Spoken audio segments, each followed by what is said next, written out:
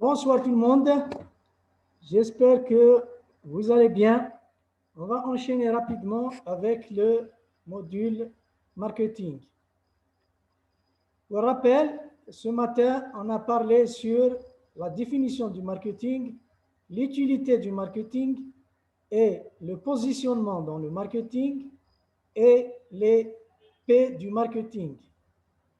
Parmi les P du marketing, on est maintenant au quatrième P qui est la promotion. À savoir, le premier P, c'était le produit, puis le prix, puis la place. Maintenant, on est dans la promotion. L'objectif de savoir la promotion, c'est d'identifier qui informer et quoi dire à propos de votre produit. Donc, c'est la communication, c'est la publicité au sein de votre entreprise. Et deuxième objectif, c'est d'expliquer les différents moyens de faire la promotion. Quels sont les différents moyens pour faire la promotion et la publicité? Donc, je répète, objectif de la promotion, c'est d'identifier qui former et quoi dire à propos de votre produit ou bien service et expliquer les différents moyens de faire de la promotion. Qui informer et quoi dire. Donc, pour maintenir une politique de communication, d'information, de publicité et de promotion, il faut toujours revoir le positionnement de votre produit. Donc, quel est votre positionnement? Quel marché vous avez choisi? Quel segment du marché que vous avez déjà choisi? Donc, si vous connaissez bien votre positionnement, donc il faut savoir à qui adresser votre message. Donc, c'est qui votre segment cible? Quels besoins non satisfaits que vous décidez de cibler? Donc, on a dit déjà, avant de commencer le marketing, la première des choses, c'est de positionner. Donc, c'est quoi positionner? Donc, c'est de choisir votre segment cible et de savoir quels sont les besoins non satisfaits que vous décidez de satisfaire et de cibler. Donc, si vous connaissez bien votre positionnement, vous connaissez bien votre segment et vous connaissez bien les besoins que vous allez répondre, donc, et que vous allez satisfaire, donc vous allez décider de faire la publicité. Donc, la première des choses, c'est de faire la publicité pour connaître votre nouveau produit, ou bien pour vous connaître en tant qu'entreprise, ou bien pour installer un nouveau produit, ou bien un nouveau service. La première des choses, c'est de faire la publicité. Parce que il y a la promotion et il y a la publicité. Donc, la publicité sert à donner les premières informations et la promotion, c'est pour fidéliser les clients. Donc, au début, on commence par des publicités. Puis, on va faire les promotions des ventes, des annonces et du marketing numérique. On commence par la publicité, puis la promotion et annonce et marketing numérique. On va voir tout ça en détail.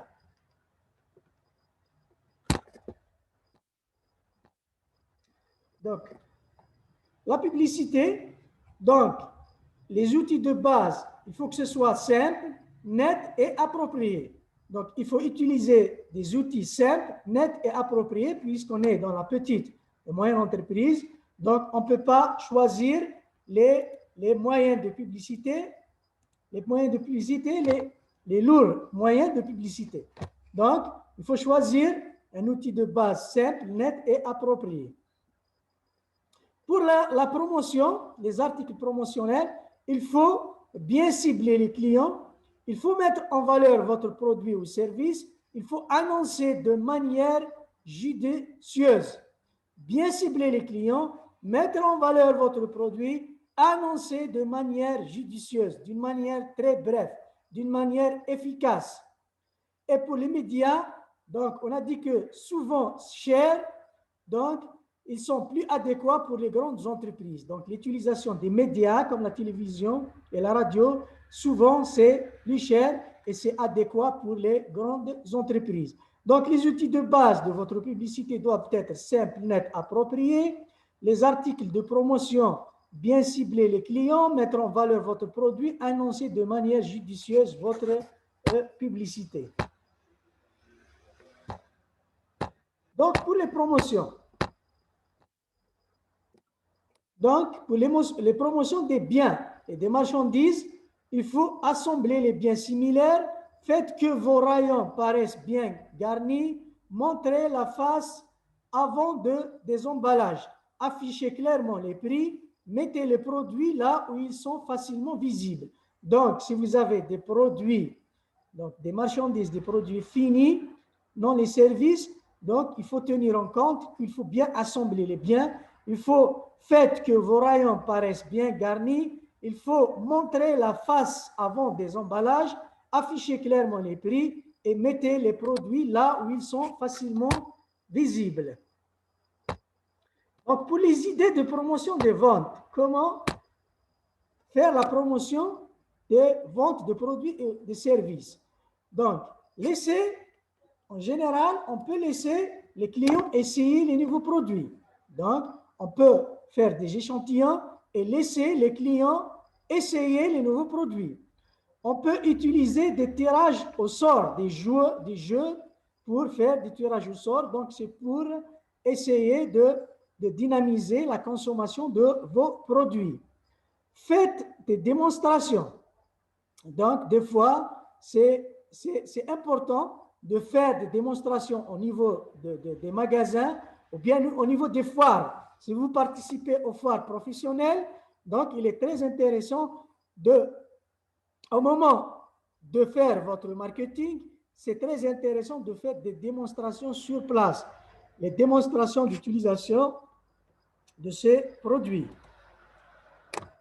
Voilà, vendez les produits qui vont ensemble, c'est-à-dire les produits complémentaires ou bien les produits substituables. Donc, on peut vendre des produits par package, par paquet ou bien par groupe. Voilà, c'est des petites idées, mais vous allez trouver beaucoup d'idées dans votre guide détaillé sur le marketing. Maintenant,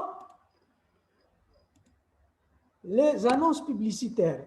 Donc, quand vous décidez de faire des annonces, que ce soit des annonces en ligne sur Facebook ou bien des annonces sur les journaux ou bien les spots télévisés, on peut faire des spots télévisés si ils sont subventionnés ou bien s'ils sont gratuits.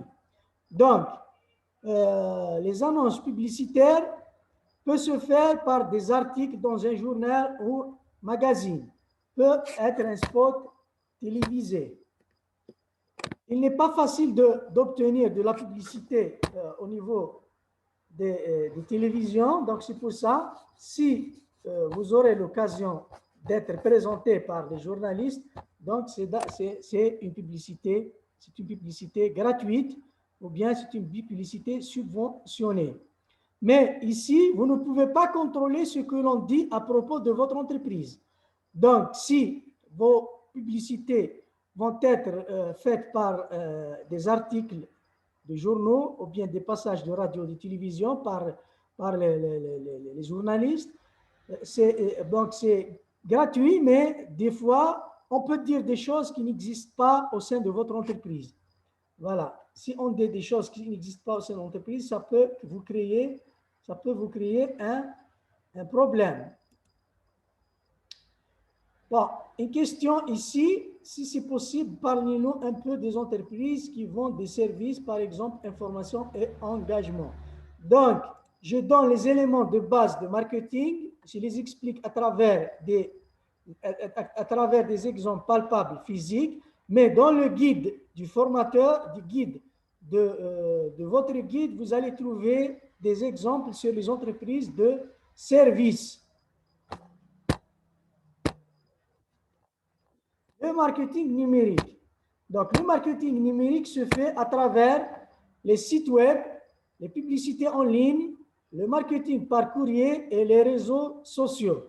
Donc, vous pouvez avoir un site web professionnel, vous pouvez faire des publicités en ligne, par email, marketing par courrier et des réseaux sociaux comme Facebook, WhatsApp, etc.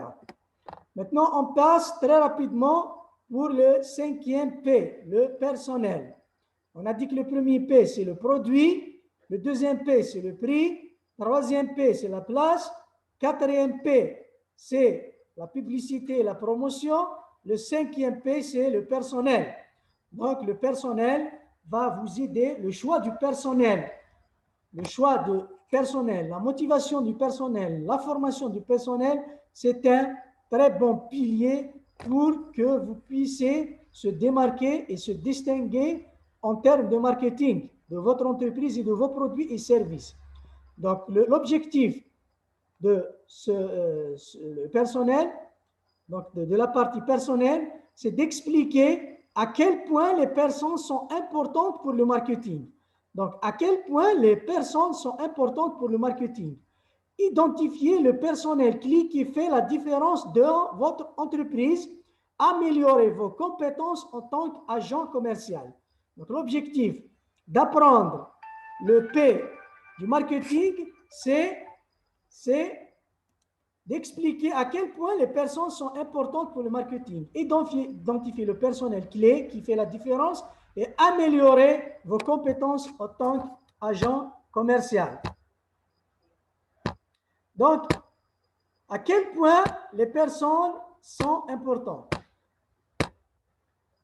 Donc, il faut savoir que au niveau des entreprises, il y a beaucoup de choses qu'on peut copier chez les autres entreprises. Donc, il y a beaucoup de choses qu'on peut copier chez les autres entreprises. Par exemple, on peut copier les produits, on peut copier les listes des prix, on peut faire des chaînes de distribution comme ils le font les autres, les activités personnelles, donc on peut tout copier.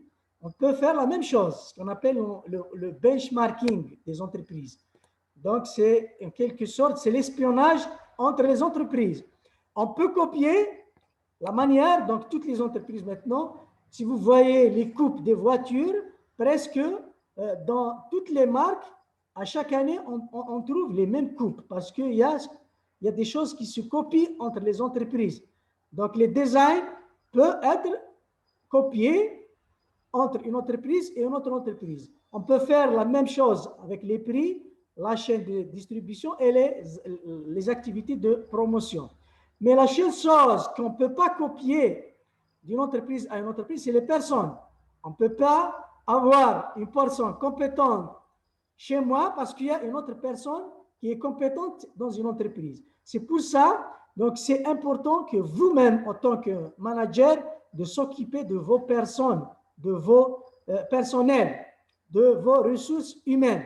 Vous ne pouvez pas copier comme un produit, vous pouvez le copier ou bien les prix, ou bien c'est facile de les copier, mais c'est difficile de copier les ressources humaines. Donc, c'est pour ça, le personnel peut faire la différence. Même si vous avez du personnel compétent, il vous fait la différence, c'est difficile de copier vos activités par d'autres entreprises parce qu'il faut la compétence. Donc, si vous avez la compétence, donc vous pouvez avoir beaucoup d'avantages comparatifs et vous pouvez être concurrentiel sur le marché.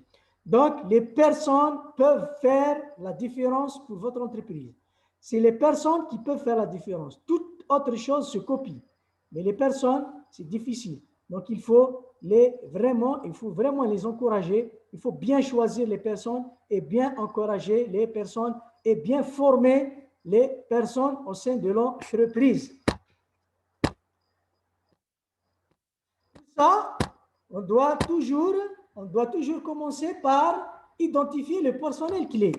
Donc, pour identifier le personnel clé, les compétences dont j'ai besoin, il faut se référer toujours au positionnement de votre produit. Parce que qu'est-ce que vous allez offrir? À quel marché vous allez s'orienter? Donc, il faut retourner toujours à votre positionnement au début. Votre positionnement de vos produits, ça va vous donner l'idée sur le personnel clé que vous avez besoin. Donc, les compétences techniques spéciales, vous devez chercher des compétences techniques spéciales pour les personnes et vous devez aussi apprendre à personnel à bien servir les clients. Il ne suffit pas d'avoir des compétences techniques chez vos personnels, mais il faut aussi bien servir les clients. Donc, il y a les compétences techniques, il y a un savoir-être aussi. Donc, les compétences de savoir-être et de bien servir les clients. Donc, il faut choisir le personnel avec deux critères, compétences techniques et savoir-être. Donc, comment être un agent commercial performant? Pour être un agent commercial performant, vous devez connaître vos clients et leurs besoins.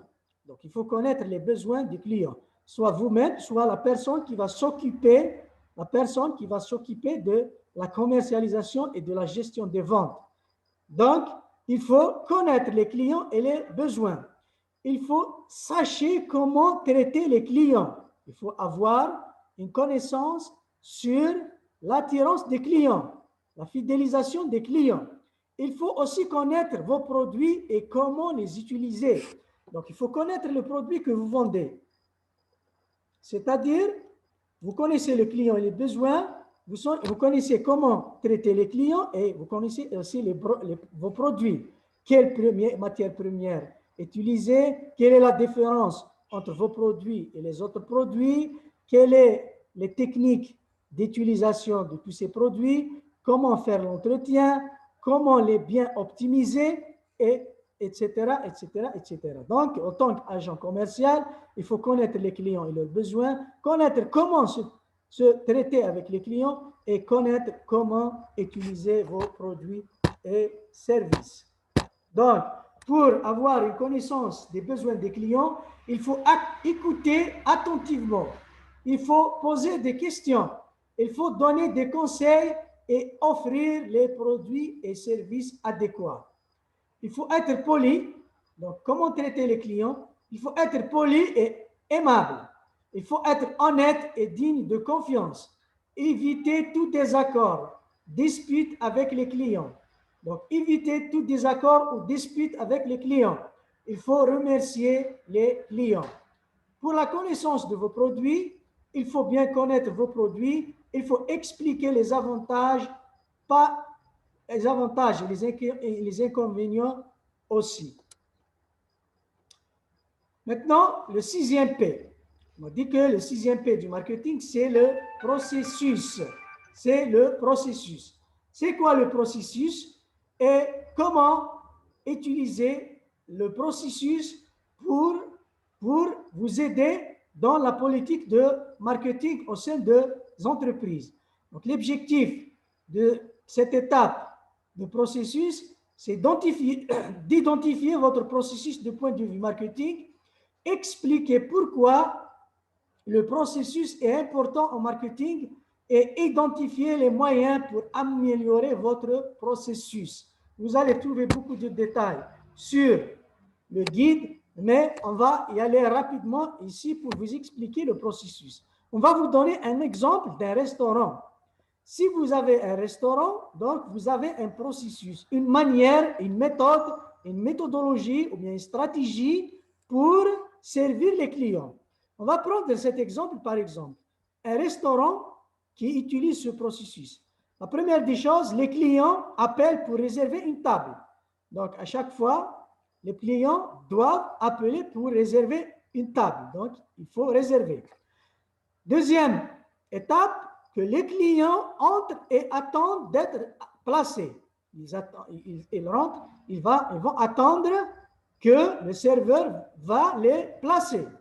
La troisième étape dans ce processus, c'est les clients s'assoient et consultent le menu. Quatrième étape, les clients commandent des boissons. Cinquième étape, les clients commandent la nourriture. Sixième étape, les clients attendent d'être servis. Septième étape, les clients savourent le repas. Huitième étape, les clients demandent l'addition et paiement. Et neuvième étape, les clients se lèvent pour partir. vous voyez ici, donc le processus de servir les clients dans ce restaurant, il y a 9 étapes. 9 étapes. Maintenant, si on pose la question, est-ce que ce processus est le meilleur processus pour servir les clients? Est-ce que ce n'est pas long? Est-ce que ce n'est pas compliqué?